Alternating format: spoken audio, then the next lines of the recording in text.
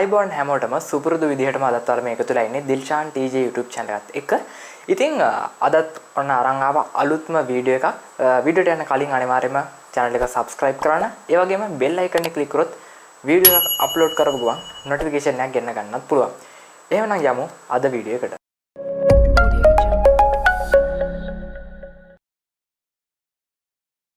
ඉතින් අද අපි කරන්න යන්නේ ටිකක් පිස්සු වැඩක්. අපි බලන්න යන්නේ මේ Windows වල desktop එක full වුණාට පස්සේ මොනවද වෙන්නේ යන්නේ කියලා. ඇත්තටම මේක මම දන්නෙත් නැහැ. ඉතින් ඔන්න ඔයාලත් එක්කම මාත් බලන්න යන්නේ Windows desktop එක පිරෙන්නම අපි folders හරි icon හරි මොනවා හරි දෙයක් දැම්මොත් එතනින් එහාට අපිට folder එකක් හදන්න පුළුවන් වේද අලුතෙන් file එකක් දාන්න පුළුවන් වේද. ඉතින් මට මේක තිබුණු ලොකු ප්‍රශ්නයක් මේ desktop එක full වුණාම මොකද ඉතින් එහාට වෙන්නේ කියන එක. ඉතින් අපි බලමු file ගොඩක් හදලා Windows desktop එක full වුණාට පස්සේ මොකද්ද වෙන්නේ කියලා. ඉතින් මම මුලින්ම හදා ගන්නවා ෆෝල්ඩර් එකක්. ඉතින් මම මේ ෆෝල්ඩර් එක තමයි copy කරගෙන මේ වැඩේට පාවිච්චි කරන්න යන්නේ. ඔන්න මම ගහනවා control C ඊට පස්සේ මම මේක දිගටම paste කරගෙන යනවා. ඔන්න දැන් copies හැදෙනවා මේ විදිහට.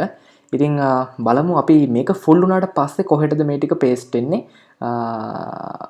ඉතින් පස්සේ අපිට මේකට මොන හරි දෙයක් දාන්න පුළුවන් වෙයිද කියලා. ඔන්න දැන් folders 30 ගාණක් හැදිලා තියෙනවා. හරි අපි දිගටම හදාගෙන යමු. මොකද්ද මේ කියන්නේ? The source and destination file names are same. හරි. 50 ගාණක් හැදිලා තියෙනවා දැනට. අපිට මේකේ ෆයිල් මේ මේකේ size එක වෙනස් කරලා තව මේක අඩු වැඩි වශයෙන් මෙතන දාන්න පුළුවන්. අපි තව ටිකක් දාලා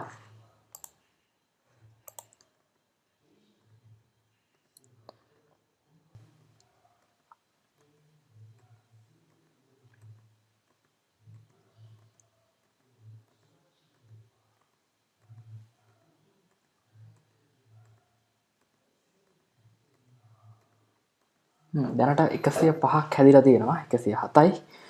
හරි මම දිගටම මේ කීබෝඩ් එකෙන් paste කරනවා control V press කරලා. තාමත් folders හැදෙනවා. හරි තව ඉඩ තියෙනවා. මම හිතන්නේ අන්තිම පේලිය දැන් පටන් ගත්තා. ඔන්න හරි අන්තිම පේලිය මෙතනින් එහාට තමයි ප්‍රශ්නේ තියෙන්නේ. අපි බලමු මොකද වෙන්නේ කියලා. හාදි.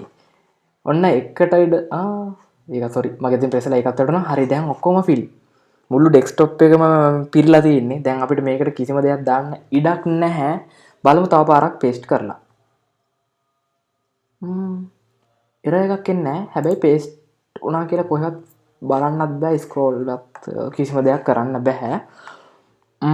හරි අපි මෙහෙම කරමු. මේ සෝරි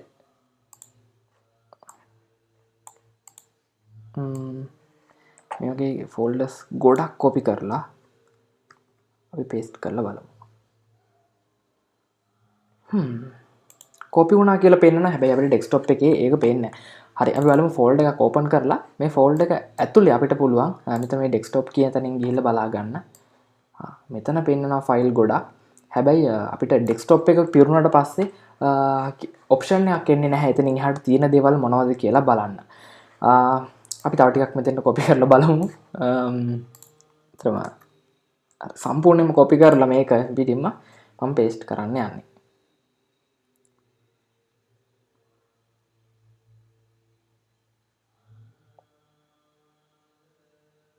boom ඔන්න ඒකත් paste වුණා. ඉතින් දැන් මෙතන මම හිතන්නේ ෆයිල් 312ක් තියෙනවා. ඒ කියන්නේ ඩෙස්ක්ටොප් එකේ ෆයිල් 312ක් තියෙනවා. ඉතින් මට අතන ලොකු ප්‍රශ්නයක් කියලා තිබුණා මොනවා විදිහට ඉතින් එහාට අපිට මොකක් හරි අලුත් ඔප්ෂන් අපි කවදාවත් Windows වල දැකලා නැති ඔප්ෂන් එකක්වත් එයිද කියන ප්‍රශ්නේ තිබුණා Windows වලදී. ඒ කියන්නේ ඩෙස්ක්ටොප් එක පිරුණාට පස්සේ හැබැයි එහෙම ඔප්ෂන් එකක් එන්නේ නැහැ. මෙතනින් එහාට අපිට හැදෙන ෆෝල්ඩර්ස් ටික හෝ ඒ ෆයිල් ටික පේන්නේ නැති එක තමයි වෙන්නේ. ඉතින් මම බලාපොරොත්තු වෙමින් ඉන්නවා මෙතනින් එහාට මේ වැඩේ කරනකොට මට මේ වීඩියෝ මේ රෙකෝඩ් කරද්දී හිතෙච්ච දෙයක්. අපි බලමු ඉස්සරහට C එක ෆෝමැට් කරලා. නෑ C එක ෆෝමැට් කරාම ඉතින් බලන්න දෙයක් නැහැනේ.